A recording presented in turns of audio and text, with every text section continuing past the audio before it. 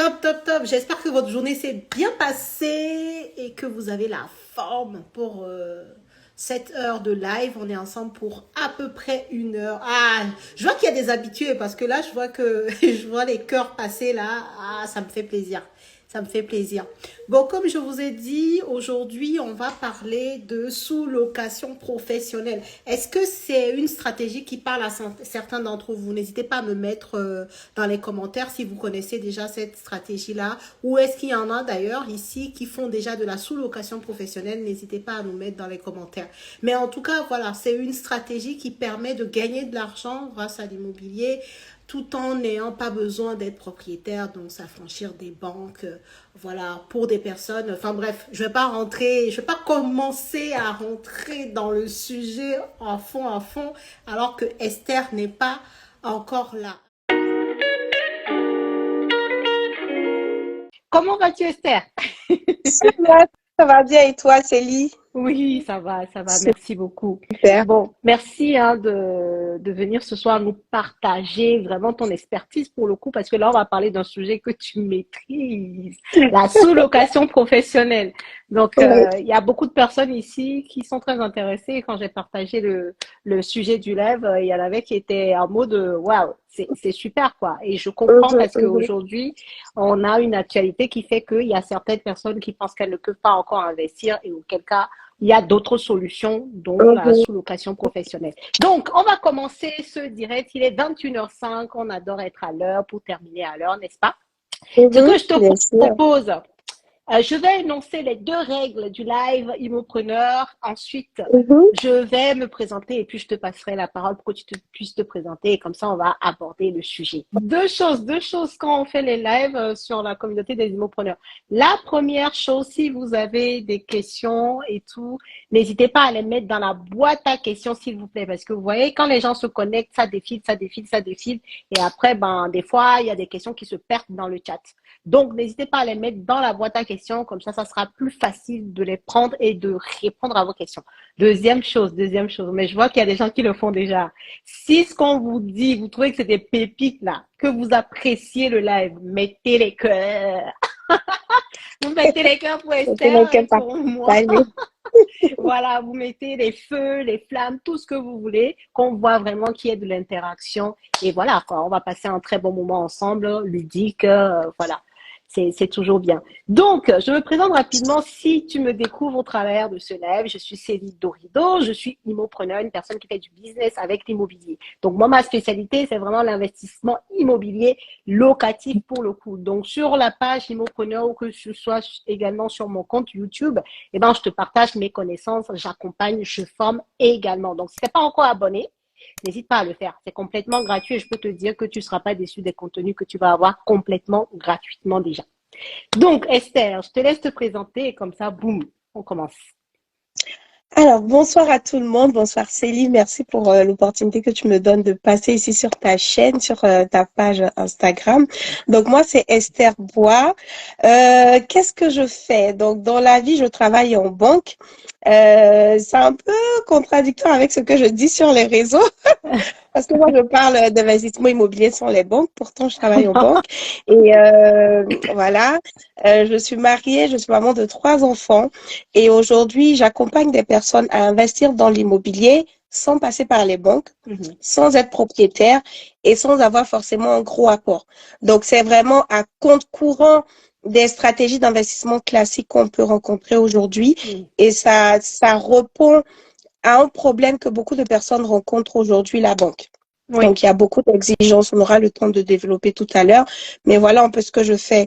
À côté de ça aussi, j'ai d'autres activités dans l'entrepreneuriat, dans l'investissement immobilier, des colocations, voilà, Top. des locations classiques aussi. Voilà. Je touche un peu à tout, on va dire ça comme ça. Ok. Donc, du coup, le sujet qui nous intéresse ce soir, c'est vraiment la sous-location. Mhm, Comme tu disais, parce que ça répond à un besoin aujourd'hui, hein, c'est ça. clairement. Et donc, pour rentrer dans le vif du sujet, toi, est-ce que tu peux nous dire pourquoi est-ce que toi, tu fais de la sous-location déjà? Je pense que ça peut aider à bien comprendre. Alors, donc, moi, j'ai pas commencé par la sous-location. Je D'accord? faisais des investissements classiques. Donc, j'ai commencé par acheter un premier bien. Je crois que c'était un appartement Oui. T4 de 3 chambres. J'ai tout cassé. J'ai sorti 6 chambres. J'ai rajouté des salles de bain, tout ça. Et j'ai Ouh! fait une Mais qui est colocation. ce? Ah ouais, 6 chambres. C'était le Toi, fait de faire. Voilà. tu pars de 3 chambres et tu fais 6 chambres. Ah ouais. Exactement. Impeccable pour la Et, rentabilité. et du coup, la rentabilité, bah, bim, tu vois, tout de suite, c'était très Mm. intéressant. Et quand j'ai vu ça, bah, 3 mois après, j'ai rappelé le banquier. Je lui ai dit, ah, est-ce qu'on peut me financer un deuxième bien? Il me dit, bah, si le premier a marché, bah, Le venez. deuxième. Deuxième bien, 2, 3 chambres. Là, cette fois-ci, on passe à 7 chambres. Donc, Wow. rentabilité, bim. Et j'ai voulu faire un troisième. Et là, la banque m'a dit, attention, on ne Ça pourra pas te commence à suivre faire parce que beaucoup. ça commence à C'est faire chaud. beaucoup. En temps, j'avais acheté ma résidence principale que j'ai Ouais. revendue, plus-value, racheté et tout ça. Donc, ça commençait à faire gros. Et Mm. côté capacité d'emprunt, bah, j'étais bloquée. Et Oui. la banque m'a dit, bah, là, on veut bien, mais on ne peut pas Mm. parce que la capacité d'endettement est atteinte. Donc, c'est comme ça que j'ai commencé à réfléchir à d'autres stratégies Ok. pour continuer à investir dans l'immobilier parce que quoi qu'on dise, c'est la pierre, c'est quasi l'investissement le plus sécurisé, le plus rentable sur le long terme, Mm. même sur le court terme. Et c'est comme ça que j'ai découvert la sous-location professionnelle. Ok. Et je me suis dit, mais attends, qu'est-ce que je faisais depuis? Donc voilà comment j'ai atterri dans la Qu'est-ce que je... sous-location pro. Mais en fait, ce que tu es en train de dire là, tu vois, c'est comme moi, en fait, quand j'ai découvert l'investissement immobilier rentable, tu vois, j'étais en mode, mais qu'est-ce que je faisais depuis Je là de ne mon sais temps pas. libre? Pourquoi j'étais pas en train de gagner de l'argent avec l'immobilier? Ouais. Des fois, on a tu sais, des pensées similaires à des moments donnés quoi, de notre parcours. Mhm, mhm, C'est mhm, vraiment fun. Ok, ça marche. Et du coup, tu as dit quelque chose d'intéressant. Tu as dit la sous-location professionnelle. Donc, tu as rajouté mhm. professionnelle. Donc, est-ce que tu peux nous dire c'est quoi exactement la sous-location professionnelle? Alors, quand on parle de sous-location, dans la tête des gens, Mm. c'est ouais, tu héberges quelqu'un de façon clandestine Mhm. dans le garage ou un truc, le propriétaire, c'est pas, non, c'est pas ça du tout. Ça, je ne le conseille à personne parce que si le jour où on t'attrape, c'est foutu. Sous Ouais. location professionnelle, on va louer un bien à un propriétaire qu'on va relouer d'une manière Mm. différente. Et c'est Mm. là qu'on va faire notre marge. Donc, Ok. enfin, tu peux faire de la sous-location professionnelle dans plusieurs domaines. Tu as par exemple la sous-location professionnelle de bureau. Mhm. Donc, tu achètes par exemple un plateau que tu divises tu loues un plateau que tu divises en plusieurs bureaux et tu reloues. Ok. Tu peux par exemple louer une salle de fête, voilà, et la relouer. Donc, Mhm. sous-location professionnelle de salle. Mais la plus courante, c'est la sous-location professionnelle en location courte durée.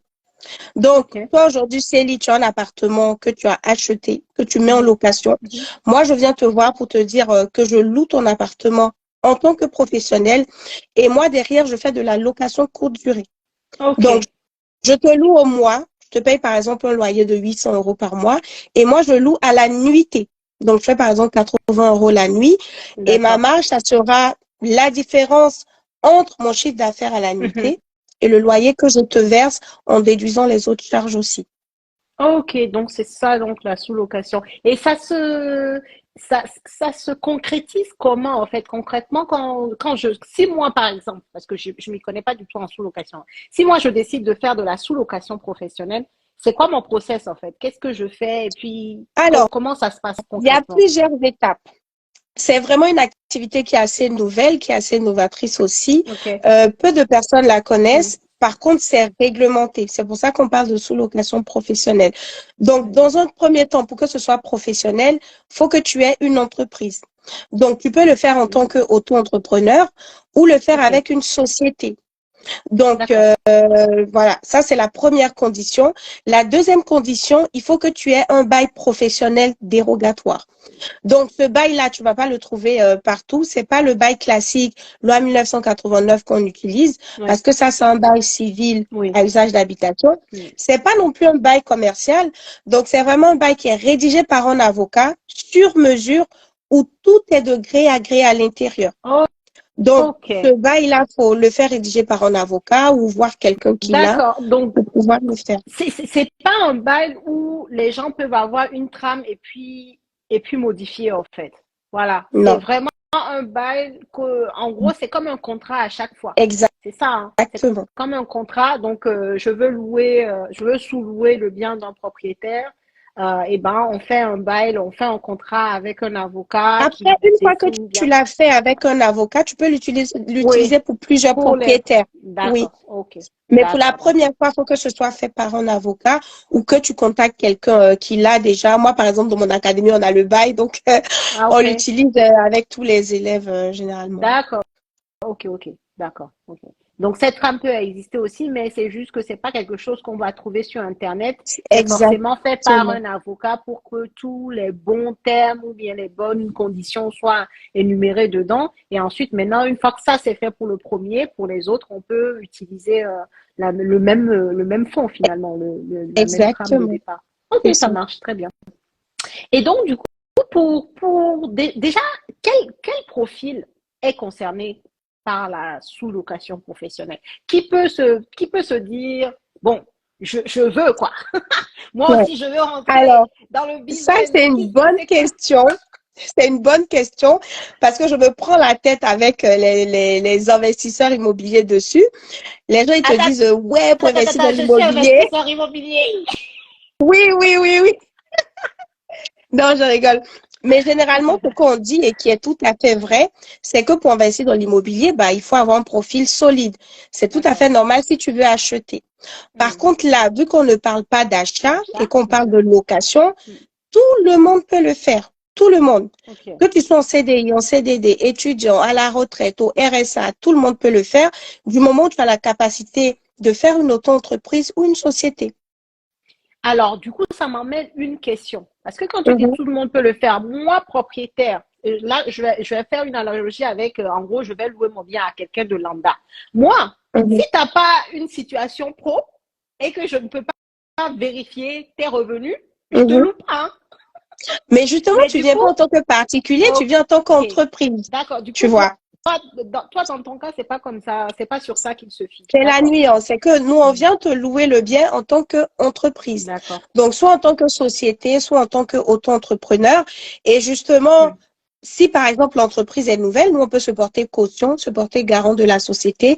Donc, il y a plein de mécanismes comme ça qu'on met en place. Ah, ok, ok, ok. Quand Mhm. même pour rassurer le propriétaire sur le fait que, bah Exactement. voilà, la société, elle est solide, quoi. Parce que c'est C'est vrai ça. que, bon, je veux me lancer, ok, je me lance, mais si j'ai rien derrière, est-ce que le propriétaire voudrait que je Alors, sous-loue son justement, bien? ça, c'est la clé de ce business-là, parce que c'est Ok. un business qui est facile à mettre en place, très flexible. Tu es en location, donc le jour où il y a un problème, où il y a Covid ou je sais pas quoi, tu Mhm. donnes ton préavis de mois, tu Ah, pars, c'est un tu vois. Donc, c'est assez, mois, d'accord. ouais, vu Un que mois. tu es locataire, tu vois. Ok. Par contre, la clé, c'est d'arriver à convaincre le propriétaire. Donc, Hmm. moi, à l'académie, par exemple, je coach les élèves sur comment convaincre le propriétaire. On va faire des jeux de rôle. Toi, tu es le propriétaire, moi, je suis locataire, faut que Hmm. j'arrive à te convaincre. L'idée, c'est que tu me mettes tous les bâtons dans les roues, toutes les objections, que Hmm. je sorte de ma zone de confort et que je sache tout ce que le propriétaire peut me dire comme objection et Mhm. que j'ai les réponses. Ok. Et surtout la posture aussi à avoir, tu vois. C'est Très un bien. partenariat gagnant-gagnant. Le propriétaire, en prenant un professionnel comme nous, il a plusieurs avantages. Hmm. Donc déjà, il n'a pas à faire en particulier. Si tu as affaire en particulier, le gars te dit paye pas ton loyer, bah c'est 2 ans de procédure. Merci. J'ai déjà eu le cas. Un professionnel, en 2 mois, tu l'as mis dehors. Terminé. Ok. Le professionnel, quand il prend ton appartement pour faire de la sous-location pro, son objectif, c'est que ces voyageurs arrivent dans un logement qui est impeccable, toujours Hmm. propre. Ok. Donc, ça fait que le ménage est fait de façon régulière. Hmm. Un particulier, il peut arriver tout sapé, tout propre. Tu sais pas s'il est propre ou sale. Tu récupères ton logement 2, 3 ans après, il est bousillé. Moi, on m'a bousillé une de mes colocs comme ça. Même le plafond, ils ont percé. Non, là, ils Tu ont vois? exagéré. Là. Donc, Ça, c'est quoi on ce a genre pas de mal célibataire? d'arguments qu'on donne aux propriétaires, voilà, pour les convaincre. Hmm. Après, c'est pas tous les propriétaires qui connaissent, qui y vont, Oui. mais il y en a qu'on arrive à convaincre quand même. Est-ce que un des avantages, je sais pas, hein, c'est juste une question qui me vient comme ça, pour le propriétaire, c'est que vous louez un peu plus cher que si c'était un particulier ou pas du tout? Bien Ah, vous louez sûr, bien un sûr. peu plus cher. Oui. Ok. Moi, le dernier appartement que j'ai eu, c'était Ouais. en région parisienne, il avait mis à 920 euros. C'était un T2. Et Mhm. le jour de la visite, je visitais avec une dame, elle est venue en tant que particulier. Oui. Donc, elle a visité, ouais, je me Mhm. projette, nanana. Je l'ai Mhm. laissé faire sa visite. Quand elle est partie, j'ai dit au propriétaire, écoutez, vous le proposez à 920, moi, je vous donne 950. En plus, je suis une pro, j'ai une Ah. société et tout. J'ai sorti tous mes arguments. Bah, je lui ai dit, bah, le soir, vous êtes d'accord? Je vous fais le virement, le loyer, la caution et tout. Bah, il m'a donné, tu vois, parce que il y a les garanties en Ouais. face, il y a la Ouais. propriété, son logement est en de bonnes mains, le loyer un peu plus cher, Ok. bah, Ok, donne ok, ok. ça, tu vois. Oui, ça fait quand même, c'est vrai que ça fait pas mal d'arguments, en tout cas positifs pour le Mhm, propriétaire, pour pencher la balance mhm, vers un professionnel qu'un particulier, quoi. Ok, ouais, ça marche. Donc, du coup, on était en train de parler du processus. Je mhm. me dis que je veux faire de la sous-location professionnelle. Je commence par créer une Créer société, c'est ça? l'entreprise, Je c'est crée ça. Donc, créer l'entreprise. Ok, l'entreprise. Une fois que l'entreprise est créée, faudra faire ton étude de marché. d'accord. Donc, savoir dans quelle ville tu vas te lancer. Ok. Il y a des villes qui vont pas fonctionner. Moi, je dis aux gens, tu pars là où c'est rentable. C'est pas forcément dans ta ville. Tu peux Oui. être ici en Île-de-France et faire ça à Lyon, enfin Mhm. en région lyonnaise, bordelaise. Va où c'est rentable. Ok. Donc, on fait l'étude de marché. On a des outils d'analyse très poussés qui sont capables de te dire sur une année entière quel chiffre d'affaires tu vas faire par mois, quelles seront tes charges et quel sera ton cash flow mois par mois. Hmm. Donc, il y a des mois comme janvier, février, par exemple, où pour tout le monde, l'activité en baisse. Ouais. En été, il y a des pics. Donc, Mhm. voilà, tu sais à peu près combien tu gagnes D'accord. avant même de t'engager dans le business. Très Tu bien. vois. Donc ça, c'est la deuxième étape, étude de marché, choix de la ville. La Hmm. troisième étape, ça sera maintenant de contacter le propriétaire, présenter tes arguments et le convaincre. Hmm. Une fois que ça c'est fait, bah, il y aura signature du bail professionnel, etc. Après, il y a tout ce qui est aménagement, décoration. Et là, faut vraiment faire la différence. Il y a plein de logements sur Airbnb. Moi, je dis aux gens, si tu fais quelque chose, faut être dans la crème de la crème. On fait pas les choses pour Et se mélanger à tout le monde. en tout cas, Donc, côté décoration, mets le paquet. Pas forcément des ouais, trucs qui sont chers, mais tu vois, tu as des sites où tu as de beaux articles, ouais. un petit papier peint, des trucs comme ça, qui rendent ton logement unique. Mais vraiment, tu Du coup, proposes. j'ai une question. J'ai Oui, une question, s'il te plaît, puisque tu en parles. Ça veut dire que moi, là, quand je prends le bail en mode pro, je négocie d'office dans le bail avec le propriétaire le fait que je puisse faire des modifications de l'appartement. oui, bien sûr. Très Et bien. généralement, ça ne les dérange pas parce que c'est pas de gros travaux. Oui. C'est voilà, est-ce que ça vous dérange pas? Je vais mettre un petit papier peint ici. Hmm. Tu lui montres des photos de ce que tu vas faire et tout. Ok. Généralement, il n'est pas dérangé parce que voilà, son Ça appartement sera l'arrange. plus beau. Bah Donc oui. voilà, Moi, tu me dis voilà. ça, je dis oui, hein. C'est comme la dernière Vas-y, fois, fais tout ce que tu veux comme une déco. locataire qui me dit, est-ce que je peux repeindre le volet? Je dis, bah, du moment où c'est la même couleur, que c'est le bon, la bonne peinture. Ben voilà, Ma chère, fais ce que repeindre tu veux, tu le vois. volet. Donc, ouais, je comprends, je comprends, je comprends. Donc Ok, ça marche. voilà, donc ça c'est la partie déco. Hmm. Une fois que c'est fini, bah tu vas faire des photos professionnelles. D'accord, Et là, je dis aux gens, même si tu as un iPhone, un Samsung, oublie ton téléphone. Prends un photographe pro, chacun a son métier. d'accord. Il te fait de belles photos professionnelles, il a les bons angles de vue, la luminosité, le cadre et tout. Photos professionnelles. Parce que sur Airbnb Booking, ce sont les photos qui attirent en premier. Ouais. Avant même qu'on ne lise ton annonce et tout ça, Hmm. quand les photos sont bien faites, tu attires les gens. Et ensuite, tu les retiens par l'annonce, le prix, etc. Et après ça, tu fais tout ce qui est changement de facture, abonnement, Mhm. Internet, assurance spéciale sous location. Et puis après, on délègue à une conciergerie. On n'est pas là pour aller Ah! faire le ménage, nanana. C'est vrai? Conciergerie. Bah oui, Et donc, mais donc, du coup, en fait, limite, ça, c'est intégré dans le process, quoi. C'est-à-dire, en tout cas, dans ce que toi, exactement. t'enseignes, c'est en mode, délègue. Va pas Moi, réfléchir. j'enseigne Alors aux que gens, tu es nous, un chef d'entreprise. ok. Voilà. C'est pas toi qui vas répondre aux voyageurs, faire le planning et tout ça. Non, il y a des professionnels pour ça. Très bien. Bien sûr, il y a leur commission. mais Oui. ce que tu vas leur payer, le temps que tu gagnes, c'est incomparable. Donc, toi, ton job, c'est faire ton étude de marché. Je me lance Ok. dans Terreville, Ok. je trouve l'appartement, et encore, et encore, et encore. Vas-y. Petit bonus, Vas-y. c'est qu'à l'académie, on Vas-y, a des dis-moi. chasseurs d'appartements Ok. spécialisés en sous-location. Très bien. Donc, il y en a qui me disent, ouais, mais je vais pas pouvoir convaincre le propriétaire. Ça, c'est pas un problème. On a des gens qui vont chercher l'appartement pour toi. Ils Très négocient bien. avec le propriétaire. Le propriétaire, OK, il te ramène l'appartement. Tranquille. Et ça c'est où? C'est quoi le périmètre? C'est Île-de-France ou c'est... Alors, il y a plusieurs types de chasseurs d'appart. Il y en a qui D'accord. interviennent sur toute la France. Il y en a qui sont en Île-de-France. D'accord. Il y en a qui ont des départements particuliers. Donc, il y a Ok. vraiment plusieurs types de Très chasseurs bien. d'appartements. Ouais, toi, franchement, tu es en train de me motiver.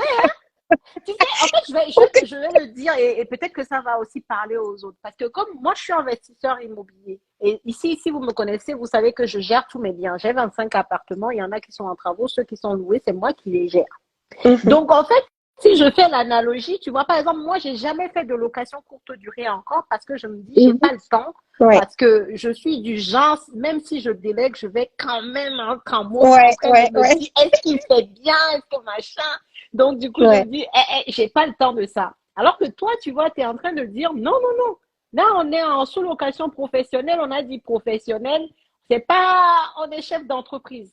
Donc, si tu veux le faire, fais-le jusqu'au bout. Donc, Mhm. toi, tu mets le process en place, la machine à cash finalement en place. Exactement. Et du coup, tu délègues la partie un peu travail de fond où il faut aller booker C'est les ça, trucs, faire les états d'alieu, tout ça, les entrées et les sorties, quoi. Ok, c'est ok, ça. très bien. Bon, j'espère que vous avez noté, hein. Et en plus, du coup, on peut avoir quelqu'un qui fasse, comme dans l'immobilier, les chasseurs IMO, bah, C'est il y a des ça, chasseurs d'appartements pour de la sous-location professionnelle à qui c'est on ça, peut faire appel. c'est Et ça. du coup, mon autre question, ah ouais, du coup, voilà, j'ai tellement de questions. Est-ce qu'on a fini sur le process? Je vois aussi que Alors, les le questions procès, sont en train de justement, pleuvoir là. après la conciergerie s'occupe de tout. Donc, tu crées ton compte Airbnb, ton compte Ouais. Booking, tu fais tes annonces et tu envoies toutes les photos, toi, à la conciergerie. Ils mettent en place leur channel manager Mhm. qui va synchroniser tes annonces sur les différents sites, gérer tes prix de façon automatique. Donc là, D'accord. par exemple, là, les JO 2024, ah, maman, on va Les se faire de JO l'argent. 2024. On Oh. va se faire de l'argent. En tout cas, J'aurais une là, question les prix, là-dessus d'ailleurs après, sur les JO. les prix pour les réservations un an à l'avance, c'est la folie. C'est la folie. Et en plus, la sous-location, tu peux entrer, sortir à tout moment. Donc, tu peux te Mhm. dire, OK, moi, je profite des JO. Mhm. Après, j'arrête. C'est vraiment comme tu veux. C'est pour faire de Donc, l'argent dernière one step. shot, là, là. Là, Yes. là. Tu prends deux, De trois, là à quatre là. appartements, tu boucles le coin, hein, tu finis, fini. Prenez votre truc, c'est bon. C'est ça. Donc, Ok. conciergerie, une fois que la conciergerie est finie, il y a tout ce qui est assurance de la sous-location professionnelle. Et puis après, c'est bon. Tu enchaînes les biens. Ok. L'idée, c'est d'aller chercher de nouveaux biens et D'accord. d'enchaîner au maximum. Et quelqu'un Voilà le qui demande. process. D'accord, super. Merci beaucoup, hein, c'est très clair. Moi, j'aime bien, tu vois, là, je vois beaucoup plus clair. Et du coup, une personne qui est débutante, qui démarre dans la sous-location professionnelle, euh, combien elle a besoin d'argent? Parce que comme tu as dit, il faut quand même faire des travaux, il faut avoir une caution. De toute façon, l'entreprise, si jamais la personne n'est pas en Mhm, auto-entreprise, il faut créer la société. Bon, c'est quand mhm. même de l'argent. Donc, en moyenne, on va dire en moyenne, une personne qui démarre, combien elle a besoin pour créer sa société et pour mettre en place, en fait, finalement, son process. Mhm. Alors, moi, je dis aux gens, budget global, tout va dépendre de la ville dans laquelle tu te lances. Mais je D'accord. prends l'exemple sur l'Île-de-France. Mhm. Donc, si tu n'es pas en Île-de-France, que tu es par exemple dans le nord où les loyers sont un peu moins chers, Ouais, bah, ton budget va baisser un peu. Mais très bien. l'Île-de-France, c'est vraiment les plus hauts loyers. Donc, tu auras vraiment le maximum. Alors, j'ai envie de te dire, entre 4 000 et 5 000 euros, D'accord. ta première sous-location est en place. Qu'est-ce qu'il y a dedans? Très bien. Création d'entreprise. Si tu fais une micro-entreprise, c'est gratuit. Ça ne te coûte rien du tout. Si tu fais une société, faut compter autour de 250 euros à peu près. Il y a tout ce qui est ouverture du compte bancaire pro, publication de tes Oui, statuts, infogreffe, etc. oui. 250 euros. Chasseurs d'appart, tout ça, ça inclut dedans. Généralement, ils sont autour, bon, en tout cas, ceux avec qui moi j'ai négocié pour les gens de l'académie, ils sont à 800 euros, à peu près. Ah oui, Donc, ça va. on est autour de 1000 euros. Ensuite, il te faudra 3 mois de loyer. Donc, un premier mois d'avance, 2 mois de dépôt de garantie. Donc, si tu pars sur un loyer à 700 euros, 800 euros, ça te fait autour de 2000, 2500 euros par là. Ça fait déjà 3500. Photographe professionnel, une centaine d'euros. On est à 3600 euros. Ensuite, pour la décoration, moi, je conseille de commencer avec un appart qui est déjà meublé. Ça t'évite d'acheter plein de meubles et tout ça. Et ça va très vite. L'appart est déjà meublé. Toi, tu fais vraiment de la petite déco. Enveloppe de 1000 euros, 1500 euros grand max. Tu achètes tout ce qui est linge de lit, les consommables, un petit papier peint, un tapis, des tableaux, voilà. 1000 euros, 1500, ça le fait très bien. Et tu as ton enveloppe de 4000, 5000 euros pour lancer une sous-location. Très bien, très bien, très bien. Donc, on est du très loin des 20 000 euros, 30 000 euros de... Tu vois. C'est vrai que c'est pas pareil et du coup ça rejoint ce que tu disais tout à l'heure quand je t'ai demandé c'est quel profil à qui s'adresse la sous-location. Tu as dit que c'était ouvert à beaucoup de personnes, tout le monde pourrait le faire parce que on va pas voir la banque et que tu sois en interdit bancaire ou pas, voilà. Si tu as une société, même si tu es interdit bancaire, on s'en fout. Faut juste pas que tu aies fait la prison. Voilà. Ah, la prison, ça marche. La prison, ça passe pas. Si malheureusement, tu as un casier judiciaire qui n'est pas vierge, bon, tu ne pourras pas créer de société. Mais si tu peux créer une société, en tout cas, tu peux le faire. D'accord, d'accord. Ok, non mais c'est impeccable. Moi, j'ai encore des questions, mais j'ai déjà 12 questions dans la boîte. Il y a des questions dans la je t'ai dit, je savais. Je l'ai dit dans les stories là. Mettez-moi les feux, s'il vous plaît. Je suis trop fière. Je l'ai dit dans les stories que le live va être un live de feu.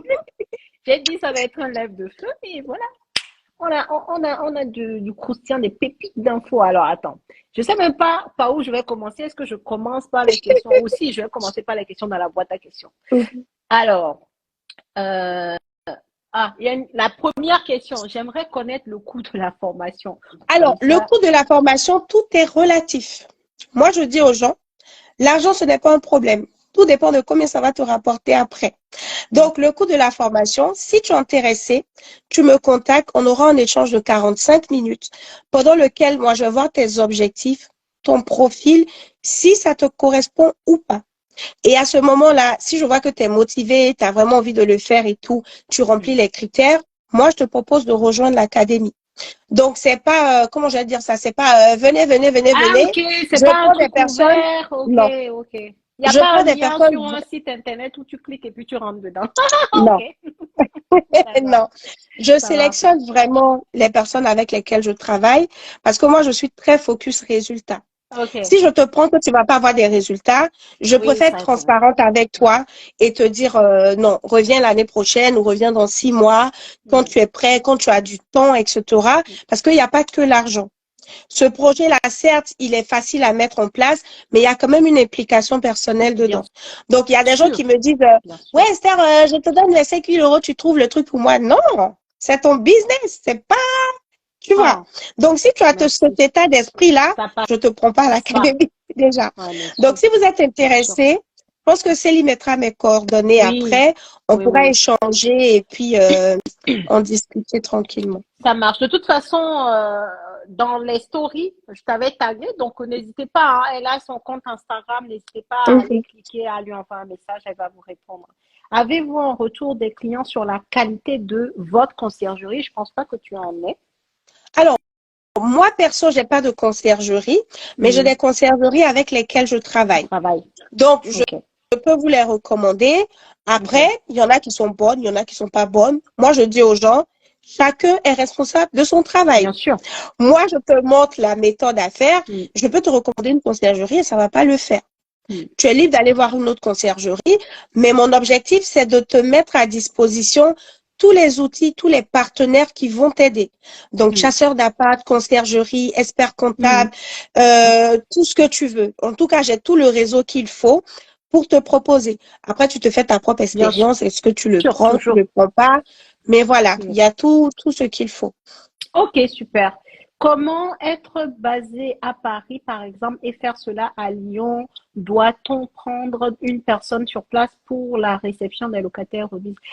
Du coup, je crois que tu as répondu à la question toi-même tout à l'heure, Ouais, quand tu as dit on délègue. c'est ça. Donc, du coup, Danou, bah, la réponse, c'est ce qu'elle disait, en fait, c'est un business. Donc, elle est là pour implémenter le process, implémenter la machine. Et une fois que la machine est en train de rouler, bah, tout le reste, bah, il y a d'autres mains qui viennent en aide pour ça, quoi. Donc là, pour le cas d'espèce, ça sera une conciergerie. Voilà. Aujourd'hui, les impôts demandent de déclarer nos locataires. Du coup, comment ça se passe en cas de sous-location pro, par exemple, c'est vous déclare et vous, comment faites-vous? Euh, Alors, Ça, c'est pour les au gens qui niveau sont des propriétaires. impôts, Oui, vas-y, vas-y. oui, ça c'est tout nouveau. C'est cette année que c'est sorti sur les déclarations d'imposition. Donc, le propriétaire, il va te déclarer toi en tant qu'entreprise parce que c'est ton entreprise qui lui loue. Donc, lui, dans sa fiche de déclaration des impôts, il mettra que je loue la société à Immopreneur, par Ouais. exemple. Et c'est Immopreneur qui est son locataire, Ok. simplement. Très bien, Donc, très bien. Ça pour toi, marche. ça change rien. Ça change rien pour la société qui sous-loue. C'est Mais pour le ça. propriétaire, au lieu de mettre, parce qu'en effet, on doit déclarer les propriétaires, les logements, en Mhm. fait, et puis dire Ouais, le nom, prénom de la personne qui est dedans, sa date de naissance. Enfin, c'est bref, ça. si vous avez déjà fait, c'est un peu ça. Donc, moi, par exemple, si je loue à toi, eh ben, je vais mettre Le société, nom de l'entreprise, c'est intention, ça. voilà, depuis quand tu es là et tout ça. Ok, ça marche. Alors, qu'en est-il de ce business en Afrique, plus précisément à Dakar? Oh là, mais bien Ah, sûr. Ah, merci. aviez-vous des Alors, partenaires au Sénégal? Bon, par contre, je ne sais pas. La deuxième alors, question. dans l'académie, on a une dame qui a lancé au Congo à Pointe-Noire. Il y en a une qui est Ouais, en train de lancer à Abidjan, en Côte d'Ivoire. Il y en a une qui a lancé au Canada. Donc, tu peux le faire partout, partout. mais vraiment Super, partout. En super. plus, Dakar, Sénégal, il y a un beau marché là-bas. Ouais, Donc, tu peux très bien le faire là-bas. Après, si tu le fais en Afrique, moi, je te conseille d'être très carré sur le bail. Tu peux utiliser le bail pro d'ici et l'adapter là-bas. Parce que là-bas, tu vas commencer, le gars voit que ça marche. marche, il va dire, ah, finalement, ma chérie, Faut faut donner mon les, appartement, moi-même, je vais faire. Mais tout est carré. rends-moi les clés, tu Donne-moi mon appartement. vois? Moi-même, Pourtant, je il sait peux même faire. pas comment tu fais. Il sait même pas comment tu fais. Il va faire, ça va pas marcher, mais il veut reprendre parce qu'il a vu que tu gagnes de l'argent. Donc, il faut vraiment que ce soit carré. Faire des baux de longue durée, minimum 5 ans. Faut pas que le gars vienne t'embrouiller. Et puis, en Afrique, il faut avoir des personnes de confiance qui vont gérer parce que le système des conciergeries n'est pas encore Très très bien. développé là-bas. Donc, si tu as une personne sur place, la personne vient faire le ménage et tout. Oui, Si tu peux avoir un gardien aussi pour remettre les clés, voilà. Faut vraiment avoir un petit. Après, la main-d'œuvre n'est pas très chère là-bas, donc ça va. oui. En tout cas, ouais, il faut toujours rester dans l'adaptation en fonction des C'est ça, réalités sur place. C'est toujours ça. Le exactement. process, il est le même, mais par contre, en fonction de là où tu es, de l'environnement, tu adaptes forcément, quoi. C'est Donc, ça. Et ouais. en Afrique, il y a le système de location meublée qui Mhm. s'apparente un peu à ça. Mais tu Ok. sais, chez nous, on aime tellement faire des copier-coller. Ils ont vu quelqu'un a fait location meublée, tout le monde va faire location meublée. Donc, quand toi, tu arrives, tu le fais en tant que professionnel. Oui. Tu t'adresses aux expatriés, aux gens de la diaspora qui viennent en vacances, aux touristes, aux personnes qui viennent pour des déplacements privés, Mm. d'affaires, etc. Et tu as un certain standing. Donc, les gens, ils n'ont aucun mal à payer les prix que tu mets, Tu as tu dit, vois. hein, tu as dit le truc, tu as un certain standing. Ça veut dire que tu as fait ce que tu disais tout à l'heure, Esther, tu as parlé d'études de marché. C'est que tu as Exactement. étudié le secteur. Tu C'est sais ça. que c'est dans tel secteur que réside ce genre de personnes ou qu'ils Merci. aiment résider. Tu C'est sais ça. exactement à peu près le genre d'appartement ou de maison qui les intéresse. Donc, études de marché, je pense C'est que la dans base. l'immobilier, c'est la base. Voilà. C'est ça. C'est vraiment la base pour le coup. Alors, une autre question. Bonsoir. Peut-on faire la sous-location professionnelle sous le régime de LMNP? Donc, du coup, tu restes en nom propre. Alors, si tu pars en LMNP, c'est déjà loueur meublé non Non professionnel. professionnel. Donc là, c'est ta personne qui est engagée. Tu peux faire de la location courte durée, il n'y a pas de souci. Mais à ce moment-là, c'est pas vraiment de la sous-location parce que c'est toi-même qui es propriétaire de l'appartement. Mm. Tu vois ce que je veux dire? Yes. Donc là, ça te concerne directement. Mm. Ok, Je sais pas si ok. j'ai répondu à la Oui, oui, question. oui, oui. Bah, c'est ça en fait, parce que la personne, elle parle du LMNP, mais le LMNP, c'est un régime qui est lié au fait d'être propriétaire et de faire de la C'est ça, location meublée meublé. dans son logement. Mais toi qui fais de la location, la sous-location professionnelle, donc tu es en société. Donc si tu es en société, tu n'es plus en, enfin, En tu peux LMNP, pas être en nom propre en même temps, quoi. c'est Tu ça. vois, donc tu es dans un autre régime, donc la société en fonction de la structure.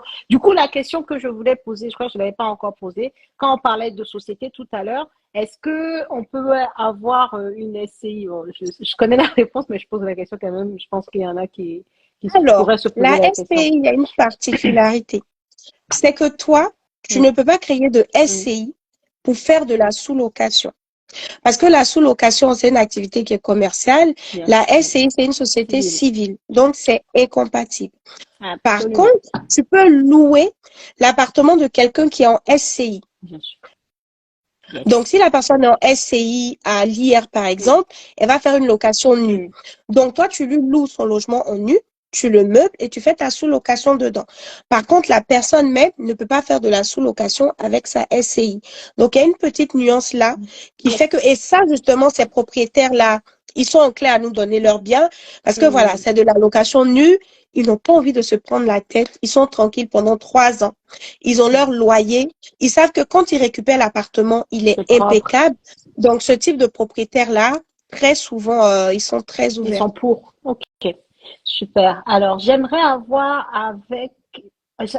savoir, avec une société domiciliée dans un paradis fiscal, exemple du Delaware, est-ce que je peux utiliser cette société ici en France pour sous-louer un appartement?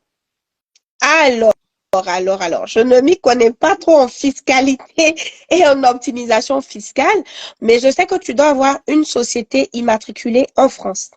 Ok. Après, au niveau de la création de société, tu peux faire un petit montage, c'est-à-dire Mm, que tu as une société mère, enfin, ou fille en mm. France, et ta société offshore est actionnaire dans cette société-là. Ok, ok, ok. Donc, tu as Ok. quand même une société en Mm. France.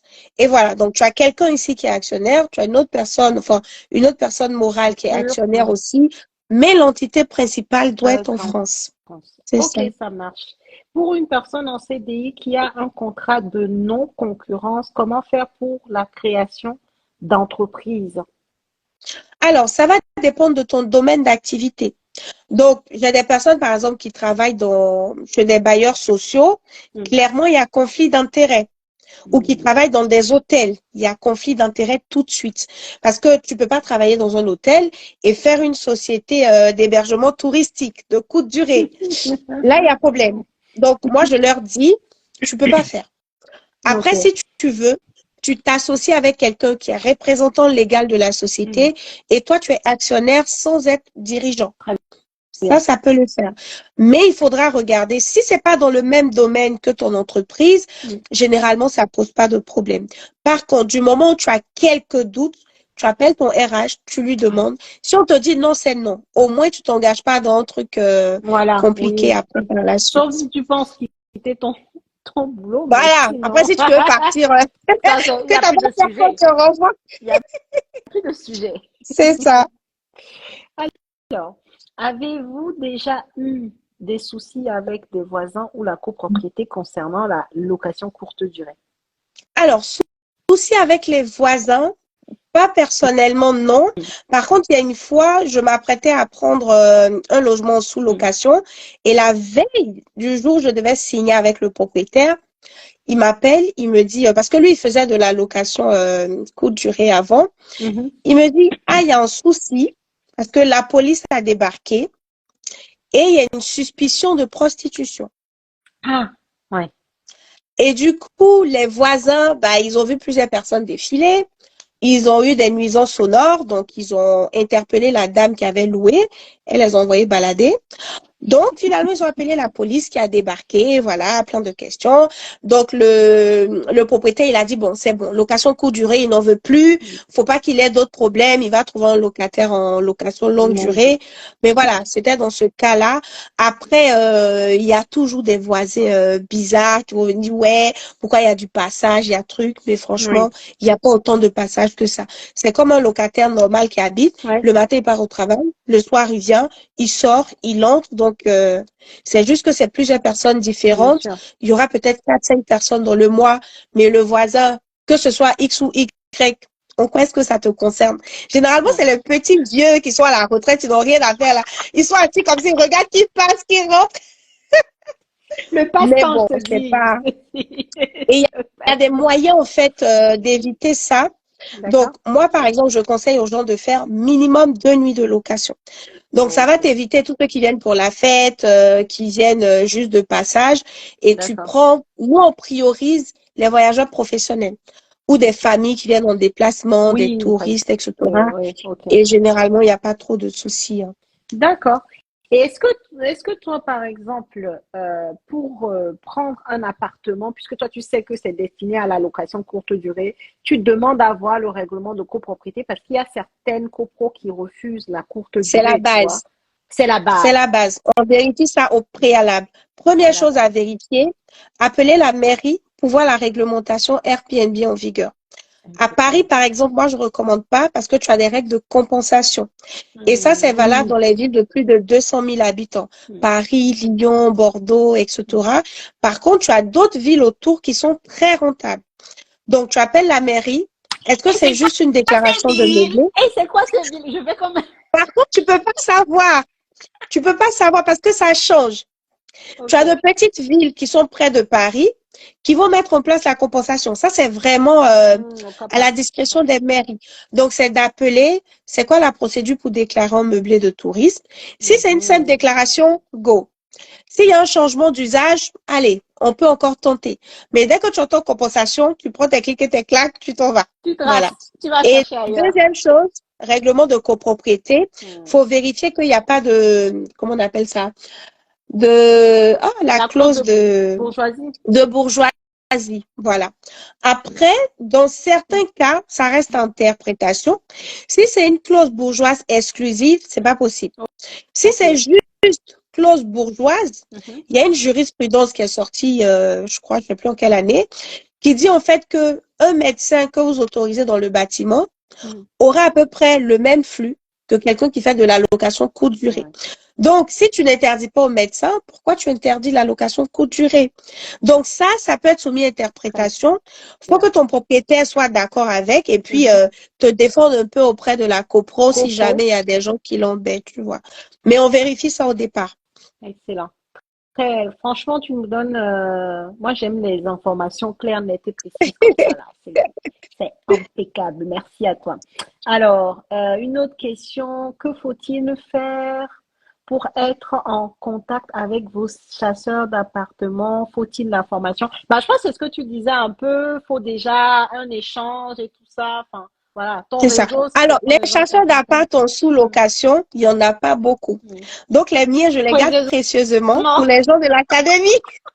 Tu m'étonnes. Tu m'étonnes. Alors, votre principal moyen de communication pour mettre un bien en location courte durée est via Airbnb ou il y a d'autres plateformes? Alors, il y a Airbnb, il y a Booking, c'est les deux principales plateformes. Et généralement, ces deux-là te remplissent ton calendrier. Impeccable. Quasi tout le temps. D'accord. Après, tu peux mettre sur Abritel, avoir ton propre site, partager. Ok. Mais ces deux-là font très bien le boulot. Ok. Et toi, par expérience, tu conseilles de rester sur ces deux-là pour des soucis peut-être d'assurance ou de protection ou si à un moment la personne elle a plusieurs biens, il vaudrait mieux qu'elle crée son site? Alors, si tu as plusieurs biens, tu peux créer ton site, mais le site, ça sera plus pour fidéliser ceux qui sont déjà venus. Donc, quand quelqu'un arrive dans ton logement, tu fais par exemple une petite carte de bienvenue, bienvenue dans le logement et tout. La prochaine fois quand vous revenez, vous avez 10% de réduction si vous réservez via mon site. Et ça va vous Hmm. éviter les frais Airbnb, les frais Booking. Donc, déjà, la personne ne va pas payer les frais. Déjà, elle aura 10% de réduction. Elle te donne une bonne note. Et bien évidemment, quand elle est dans la zone, elle revient, elle réserve De via ton l'autre site. côté, Et toi, tu n'as pas tous les frais, tu vois. c'est vrai. Et ça peut être intéressant. Et moi, je l'ai déjà eu plusieurs fois, surtout pour les vacances en montagne, des choses comme ça. Les gens, quand tu arrives, ils font exactement ce que tu viens de dire là. Et les C'est années ça. d'après, même, c'est eux-mêmes, ils t'envoient un petit mail. Alors, Est-ce que est-ce que c'est vous comptez dispo? revenir? Voilà. Mais Ouais. ouais, c'est vrai finalement, mais moi, ça m'arrange parce que, comme tu dis, il y a des gros frais, c'est inutile. Enfin, ça fait mal de les payer Ouais, à Airbnb. Et tout le monde est gagnant, en fait, finalement, en faisant c'est ça. autrement, une fois qu'on a noué le contact, quoi. Ouais. Alors, une autre question. Combien d'appartements pour 800 euros les chasseurs d'appartements proposent? Un appartement. Un appartement. Ok, alors 1 mois de préavis, c'est un peu court, non, pour du Airbnb. C'était lié à quoi ça, Alors, je sais un mois plus. de préavis, toi, tu es locataire. Si c'est une location meublée, bah, en location meublée, le préavis du locataire, c'est un mois. Si tu es en location nue, on peut aller sur 3 mois. Mais dans le bail, tout se négocie. Le propriétaire peut te dire, ouais, mais au lieu de 1 mois, faisons 2 mois. Ok, Mhm, allez, on part sur 2 mois. Mais ça sera pas 6 mois, un an, non. C'est assez flexible. mhm. Donc ça, c'est à toi de voir avec le proprio. Par contre, pour le propriétaire, lui, son préavis, c'est minimum 3 mois. En D'accord. location meublée, 3 mois. Et puis, on peut même faire une première période ferme d'1 an pendant D'accord. laquelle personne ne peut dénoncer le contrat parce que tu investis quand même dans la déco, c'est ton business et tout. Et puis après les 1 an, c'est renouvelable de façon tacite et chacun peut mettre son préavis. Donc, petite Hmm. astuce pour les JO, pour ceux qui veulent se lancer, Je suis vous dedans. faites I'm in. un premier bail de 18 mois si vous vous lancez maintenant, mais en tout cas qui va jusqu'à fin 2024, de sorte à couvrir les JO.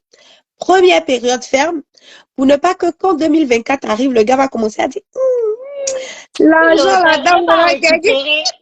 Il n'a pas Voilà. récupéré un peu mon logement là. Voilà. Donc, Ok. tu bloques ça. Après, c'est renouvelable tacitement et il a son préavis. Alors, pouvez-vous nous parler un peu de l'assurance pro de la société plus assurance pour chaque bien? Alors, au niveau des assurances, moi, je travaille avec un cabinet d'AXA qui est spécialisé en Hmm, sous-location professionnelle. Donc, ils vont assurer le bien. Ils vont assurer les meubles, par exemple, du propriétaire.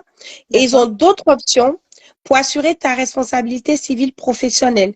Ça, c'est si tu ne passes pas par une conciergerie. Ok. Si tu passes par la conciergerie, ils te font juste une assurance, un peu assurance habitation, mais sous location. Ok, ok. De sorte à ce que tu es couvert au cas où il y a un pépin. Ensuite, tu as d'autres assurances, par exemple avec Airbnb. Il y a ce qu'on Mhm, appelle Air Cover. C'est une garantie qui va jusqu'à 800 000 euros. hmm, Donc, si le voyageur arrive qu'il a cassé quelque chose, ouais, tu appelles Airbnb, tu envoies les preuves, on te rembourse. Booking aussi, ils ont un système de caution comme ça. Moi, ok. récemment, il y a un gars qui a cassé un canapé. J'ai pris la photo, je l'ai envoyée, on m'a demandé ça a fait combien. Je dis, ça fait 500 500 euros euros? seulement. Moi, je dirais, mais 500 euros. Ok, c'est 500 euros s'il vous Tu as les plaît. C'est photos, pas beaucoup. tu as la preuve, on te rembourse. Tranquille. Génial. Donc voilà, il y a plein de garanties Ok. comme ça. Et toi, tu conseilles de les prendre parce que par expérience, il vaut mieux être bien couvert pour être serein dans cette activité. Ah non, Airbnb, c'est automatique. Ah, Tu c'est as ok, officiellement la ok. garantie de 800 000 Oh, euros. ok. Ensuite, Booking, bon, je t'avoue que Booking, c'est ma conciergerie qui gère, donc Ok, je donc sais pas, ça je marche. vais délai Ça tout. marche. Booking, je crois que tu peux prendre une caution ou un truc comme ça, mais ils remboursent aussi sur présentation de preuves. Alors, il y a une question qui dit, alors, à partir de quelle date les réservations augmentent avec les JO? Alors, les JO, c'est juillet 2024. Donc, faut savoir que c'est pas Coupe du monde de football, hein, c'est C'est JO. JO. Donc, tu as toutes les disciplines Mhm. et tu as le monde entier qui sera à Paris, en France. si Donc, vous déjà, n'allez pas là. on est après Covid, les gens vont venir en juin et en juillet, donc avant et pendant. En juillet, en août, pendant et après. Donc, juin, juillet, août 2024, les amis, c'est la folie. Très Ça bien. sera vraiment du lourd. Et c'est même pas que en région parisienne, hein, il y aura Non, aussi des jeux à Bordeaux, à Lyon, à Marseille, donc c'est vraiment dans toute la France. Et on sent que tu es informée sur le sujet. Tu es prête à appuyer sur le bouton là. Je suis prête, Bon, je suis prête. c'est génial, c'est génial. Ouais. Alors, j'ai d'autres questions. My God, on est à déjà 53. Purée, le temps est passé vite avec toi. Ouais. Purée. Concernant la création de micro-entreprises, vous avez évoqué le fait qu'il y a de contraintes. Même en étant interdit bancaire, il faudrait créer un compte bancaire de la micro-entreprise, non, parce que pour la création d'un compte bancaire, il ne faut pas être en interdit bancaire. Ah, c'est moi qui disais ça en rigolant, en mode tout le monde peut, quoi. Mais bon, voilà, je te laisse répondre. Alors, là, tu dois ouvrir un compte bancaire professionnel. Donc, moi, je travaille généralement avec Conto. C'est une banque en ligne. Donc, ce que Conto demande aux gens qui ouvrent des comptes, bon, ça, c'est En pour plus, les elle vous donne sociétés. la banque comme ça, hein. Elle a vraiment générosité. Elle dit, bon, moi, c'est Moi, Conto. je suis gentille, je suis gentille. Comme c'est toi, Stéphanie, Cadeau. Ouais, je je sais. casse tous mes Merci. papos ici, hein. Merci. Donc, Conto, pour ouvrir un compte bancaire pro, ils vont te demander ta pièce d'identité, un justificatif de domicile et les statuts de ton entreprise pour une société, par exemple. Et après, ils te font le dépôt de capital et tout ça. Après, moi, je n'ai pas été interdit bancaire, donc je ne sais pas les spécificités. Mais en tout cas, pour le compte pro, ce sont les documents de ton entreprise. Une fois que tu as le cabis, le sirène, tu leur ramènes et ils te débloquent, en fait. Donc après, peut-être que ça peut bloquer. Je t'avoue que je ne sais pas du tout, mais c'est un compte entreprise, en fait. Ok. D'où les informations. Moi, j'ai aussi un compte Conto et c'est vrai que c'était ça, hein, les Ouais. documents que tu as cités là. Quelles sont les objections les plus difficiles par rapport aux propriétaires, certainement? Est-ce que tu veux, bon, Alors, on va dire deux objections, voilà. On deux, fait deux, oui. ils vont te dire, je ne suis pas intéressée. Voilà. Ok. Carrément, ils te coupent court là. Je veux être intéressée.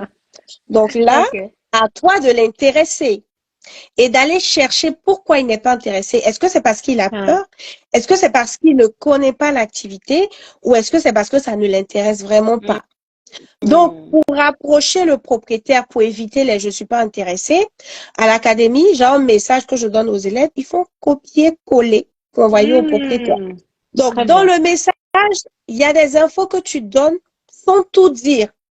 De sorte à ce que le propriétaire se dit, ah, mais tiens, ça peut être intéressant, ça. Qu'est-ce que c'est? J'ai envie d'en savoir plus, tu vois. Donc, il y a la manière d'approcher. T'appelles pas un propriétaire, ouais, je fais de la sous-loc dans ton appartement. Moi, je te raccroche au nez, hein. Non. C'est vrai, hein, dit comme Parce ça, qu'il bon, connaît sauf même si tu pas connais la déjà, mais sous-location.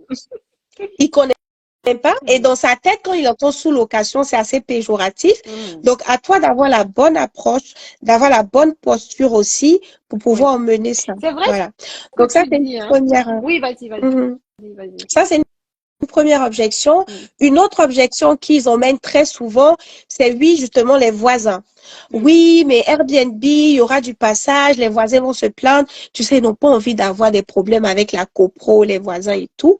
Donc là, ce qu'on leur dit, c'est que nous, on va privilégier des voyageurs qui viennent pour des déplacements professionnels. Donc, généralement, ils sont en télétravail. Ils viennent pas faire la fête. Quand ils sortent, soit ils vont faire des courses ou ils vont au travail, ils reviennent. Ils se prennent pas la tête, franchement. Donc, les voisins ne verront même pas les gens passer. C'est tout à fait sécurisé, tu vois. Une autre objection, ah, mais les prostituées, les fêtes et tout. Pour les fêtes, je dis tout à l'heure, on fait minimum 2 nuits. Les gens vont pas réserver ton logement pour faire la fête pendant une semaine. Non, non, non, ils ont d'autres choses à faire. Généralement, c'est pour une nuit. Les une nuits, on ne prend pas, donc ça écarte déjà.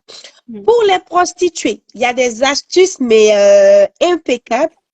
Tu mets une caméra à l'entrée du logement. Et tu mets dans ton annonce qu'il y a une caméra à l'entrée. Elles vont jamais venir dans ton logement. Jamais. Jamais. Pourquoi il va Elle veut pas être se faire démasquée. filmer? On va voir qui rentre. Ces clients même ne vont pas venir. Et tu précises dans l'annonce que c'est juste pour de la sécurité, que dans le logement, il n'y a pas de caméra. Et C'est juste à là, l'entrée pour eux-mêmes leur sécurité. Ça, déjà, ça décourage les prostituées. ouh là là, mais Et oh, comment tu me fais reconnaître des plaisir, hein? prostituées? Tu me fais trop plaisir, Je Esther. t'ai dit Non, mais ce soir, je te donne tous mes secrets ce vraiment. soir. Comment reconnaître une prostituée? Quand elle t'écrit pour te faire une demande, elle va te dire, ah, est-ce que vous êtes au rez-de-chaussée ou à l'étage? Ah, mais est-ce que les Uber peuvent garer facilement? Parce que ces clients, ils vont venir en Uber. Ah, mais est-ce qu'il y a un interphone? Si le livreur vient, il peut sonner. Ben non, c'est pas le livreur, c'est les clients qui vont sonner pour qu'elle rentre. Donc, déjà, cette question-là, tu sais Tu à qui sens tu as le truc. affaire. Tout de suite, tu refuses sa demande, tu vois. Donc, voilà. Et du coup, moi, je renchéris là-dessus. Comme l'idée, c'est d'être en mode business et de déléguer cette partie gestion-là à une conciergerie, là, ce que tu es en train d'expliquer, là, la méthode pour, tu vois, savoir s'il faut pas prendre et tout, eux, ils le font ou toi, propriétaire, c'est toi qui valide quand même les personnes qui arrivent, même si c'est la conciergerie qui gère tout le reste. Moi, une fois que j'ai fini de faire mes photos que je donne à la conciergerie, C'est fini? je suis en train de chercher d'autres biens. Je n'ai pas le temps de gérer les voyageurs. C'est le boulot de la conciergerie. Ok. Ils discutent avec eux, ils gèrent tout. Et même s'il y a un problème dans le logement, eux, ils trouvent les artisans, ils trouvent tout. Après, ils te remontent juste la facture. Récemment, j'ai eu par exemple un souci avec un ballon d'eau chaude. Ok. Ça relève des réparations du propriétaire. Ils ont ramené un plombier. Il a fait les réparations. Ils m'ont dit le devis, ça fait tant. J'ai dit au propriétaire, ça fait tant. Il a dit OK. Remontez la facture. Je remonte au propriétaire. Terminé. Ok. C'est eux Très qui bien. gèrent vraiment tout C'est eux ça. qui gèrent.